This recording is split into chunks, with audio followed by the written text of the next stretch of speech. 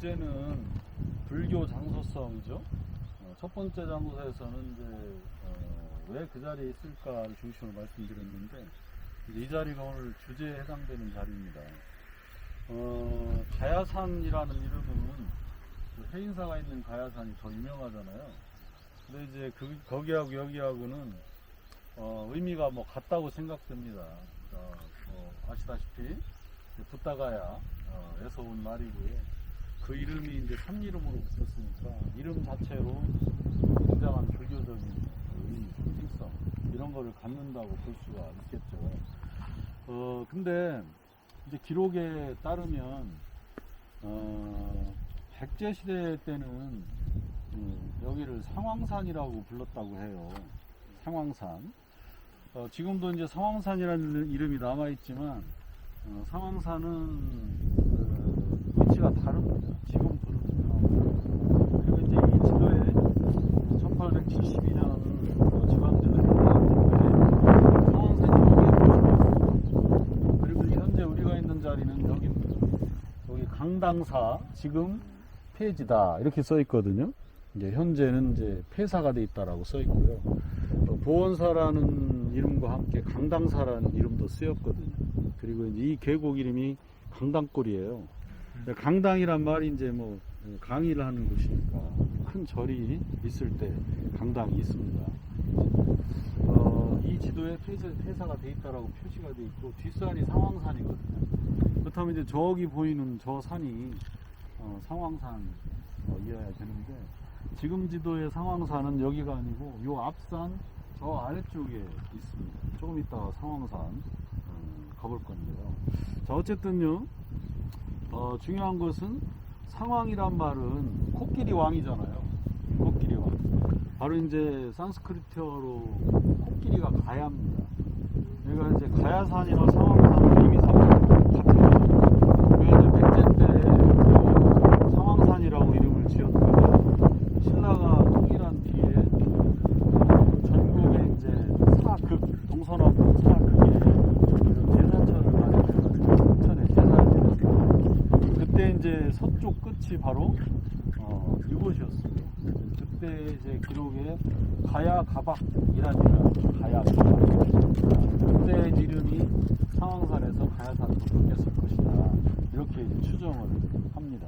그래서 그 이름이 지금까지 1000년 이상 유지가 되고 있는데, 그러니까 이제 가야산 이름만으로도 굉장히 불교적인 상징성을 갖는 그런 공간이라고 우선 볼 수가 있겠죠.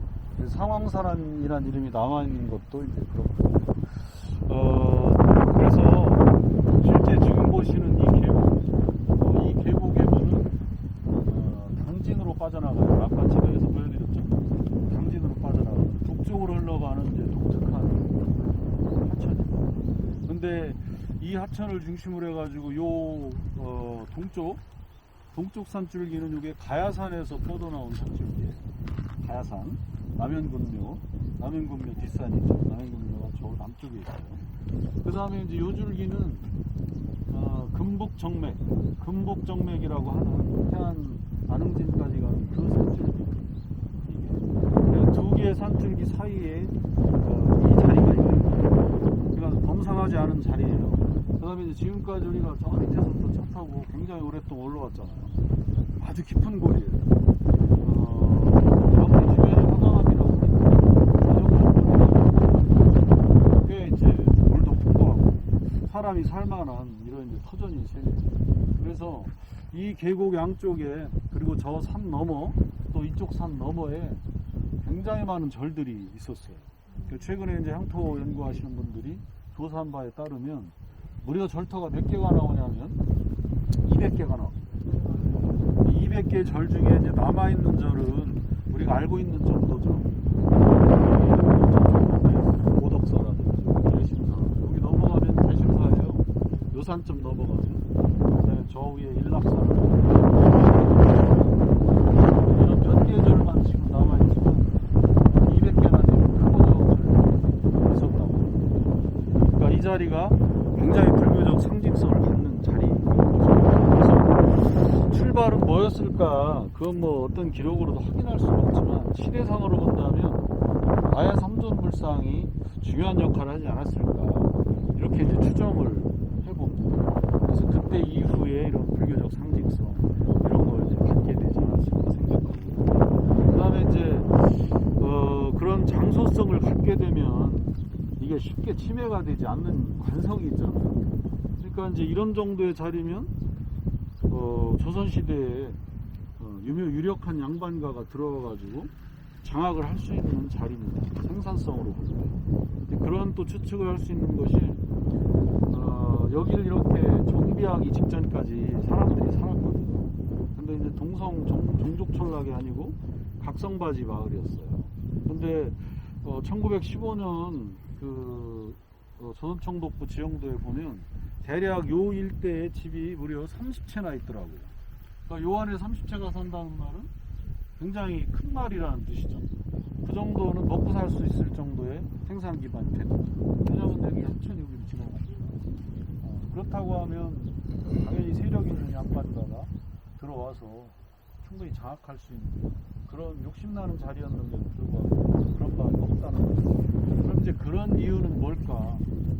그게 저는 불교적 상징성 이런 것 때문이 아닐까 생각을 해보는데요. 또 그렇게 추정하는 게 이제 이런 근거입니다. 아까 말씀드린 이제 이초란 실학자예요. 이초란의 성사삼매에 보면 잠깐 접을까요? 잠깐만 접기 전에 한번 볼 것만 보고 가겠습니다. 해미업상 보이시고요. 그 다음에 이제 성문봉이라고 여기 표시가 되어 있는데 성문봉 바로 이제 저쪽에 성문봉이 있어요. 여기서는 안 보입니다. 그 봉우리고 상황산이 이제 지금은 수정봉이라고 되어 있는데 이걸 테고요. 문수산이 이쪽에 있는데 방향이 지금 이제 반대로 돼 있어요. 문수산이. 근데 왜 이런 오류가 나오냐면 지도상으로 이 냇물이 당진으로 가는 그 냇물이거든요. 여기. 그래서 여기 보면 여기가 이제 당진이라고 써 있잖아요. 결국 바다가 통하긴 통하는데 해미현이 그 해미 읍성 있는 데서부터 당진까지 길게 뻗어 있었어요. 그래서 이제 서산하고 그 사이에 길게 뻗어 있다 보니까 얘를 지도로 표현할 방도가 이게 좀 없잖아요. 그래서 이제 충청이나 이런 걸 이게 말하자면 반대. 얘는 소수만이고 당진포 같은 바다로 되어 있습니다. 바다 만납니다. 자, 일단 팔 아프시니까 지도는 쳤고요. 이제 이철환이란 분이 그 상산산매를 썼는데 거기에 이제 어떤 얘기가 나오냐면 이 보원사 뒤에 석탑이 있었답니다. 근데 이제 그 석탑을 어느 양반님네가 와가지고 깨뜨리고 거기에 무덤을 썼다는 거예요. 그 산 너머에 가야사 얘기하고 비슷하죠. 그런데 이제 그 무덤을 쓴 뒤에 그 집안의 횡액이 끊이질 않았다. 그런 이제 이야기가 그 책에 나와요. 그 다음에 이제, 이 조그만 절에 와서 역시 어떤 사대부 양반님네가, 불상 만지면서 피롱한 그런 기록이 역시 상산산매에 나옵니다. 그런데, 그로 인해서 그 사람이 이제 불체병에 걸렸다. 그런 얘기가 또 책에 나와요. 그러니까, 이런 말은 이제 물론 이제 불가에서 조금 확장해서 널리 퍼뜨린 이야기겠습니다. 이철환 자신은 그 말을 소개하면서 그 말을 사실은 믿지를 않는 언급을 하더라고요. 뭐라고 언급하냐면 그 정도로 석가모니가 영험하고 능력이 있다면 말하자면 나를 훼손하기 전에 미연에 막아야지 왜 훼손한 뒤에 벌을 내리느냐 이렇게 이제 실학자다운 주장을 하는데 어찌되었든 그 말이 널리 퍼져 있었다는 거예요. 그랬을 때 어떤 사대부 정말 흥선 대원군 같은 강심장 아니고서야 저를 털어내고 그 자리에 집을 짓겠냐는 거죠. 그래서 이제 200여 개나 되는 그 수많은 사찰 그것이 불교적 장소성을 유지하면서 조선 중기 이후에 종족 폭락이 확대될 때 그 사람들의 침탈을 막는 어떤 심리적인 방어장치 이런 걸 했을 거라는 거예요. 그것 중에 핵심이 바로 이 보원사라는 거예요. 규모가 이제 큰 별로 여기 보시는 것처럼 이렇게 이 하천을 끼고 양쪽에 이렇게 절이 있어요. 이거 특이하죠? 하천을 끼고 양쪽에 절이 있다는 거예요. 따로따로. 네, 저기가 입구잖아요. 간간히 저기 있습니다. 여기 넘어서 이제 여기가 탑이 있고, 탑 뒤가 금당이었겠죠? 금당이 그 뒤에 이렇게 있어요. 그래서 하천의 양쪽에 있는 이런 이제 규모가 큰 절이었다는 독특한 이런 모양을 하고 있습니다. 그 다음에 이게 이제 계곡 안쪽으로 쫙 들어와 있는 곳이지만 저지대잖아요. 여기는. 그러니까 이제 보통 지금 살아남은 절들은 산중턱 이런 데 있는데 얘는 저지대 절이란 말이죠. 고려 때 이제 많이 있었던 그런 저지대 절, 입지상으로 그런 상태로 실제로 이제 지금 가보시는 저 탄문 스님의 그 탑기입니다. 탄문이란 분은 국사였어요. 국사. 지금 나라의 왕사였거든요. 그러면 이곳은 배경에서 멀리 떨어져 있었지만 굉장히 정권의 어떤 지원을 받는, 비호를 받는 절이었다는 뜻입니다. 실제 이제 광종이 그 탄문 스님이 이제 입적했을 때 굉장히 슬퍼했다는 그런 기록이 전한다고 해요. 그래서 고려 초기까지는 굉장히 번성한 이제 그런 사찰이었다는 걸 알 수가 있고요. 기록상으로 알 수가 있고, 다만 이제 그 고려 후기에 들어가면서 사세가 약화되기 시작합니다. 약화가 되는 것은 좀 정치적인 거와 밀접한 관련이 있어요. 왜냐면 또 갈까요? 정치적으로 성장했다는 말은 정권이 몰락했을 때 동반 몰락할 수 있다. 그걸 뜻하는 거잖아요. 근데 이제 바로 이 절은 모신 정권의 등장과 함께 이제 사세가 축소되는 길을 걷게 됩니다.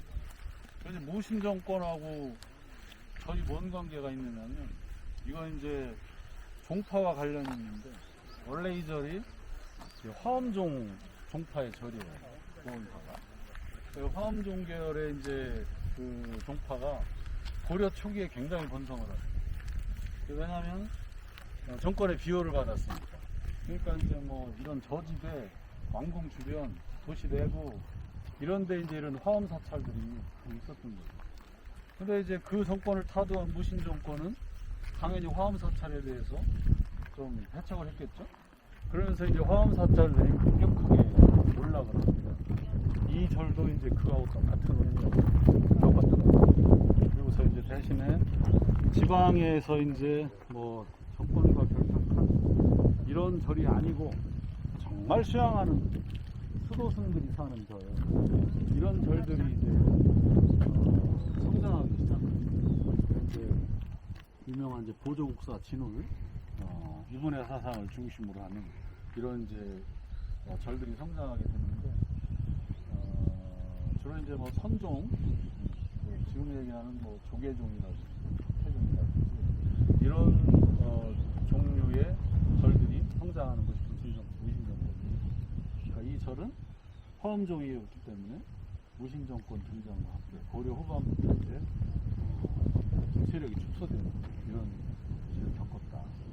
그리고 이제 조선시대는 당연히 이제 숭유 억불 때문에 뭐 병원의 절들이 축소가 됐으니까 이 절도 마찬가지였는데, 대략 조선 임진왜란 병자호란 이후까지도 기록에 나와요. 17세기 중엽까지 이 절이 나옵니다. 보원사라는 절. 그런데 이제 18세기에 들어가면서 여지도서에서는 이게 사라져요. 그러면 이제 대략 17세기 후반부터 18세기 초반 그 시기쯤에 절이 이제 완전히 폐사되지 않았을까 이렇게 이제 추정을 하고 있는데, 역사 전문가들도 왜 이 절이 없어졌는지는 밝혀내지 못하고 있습니다. 뭐 당연히 저도 못 밝혀냈고요. 그냥 뭐 기록상으로는 확인할 길이 없더라고요. 어쨌든 이제 정치적으로 화엄종이 몰락, 그다음에 숭유 억불 이런 정치적인 변동과 함께 세력이 축소가 되었다 이렇게 보입니다. 자, 어쨌든 보원사는 그런 이 가야산 일대의 불교적 장소성, 이것을 퍼뜨리고 확고하게 하는데 중요한 역할을 한 절이 어떤 것은 분명한 것 같습니다. 하나하나가 뭐 이런 회화적 조각적으로 이게 참 의미가 있는 거예요. 밑에도 뭐 저거지. 사자. 그때 당시에 네, 밑에는 사자래요. 그때 당시에 이것을 네. 불교 지식 같은 우리나라는 사자 못 걷는데. 그러니까. 불교가 인도에서 들어온 거예요. 같이 아, 들어오는 거예요. 그래서 코끼리나 사자가.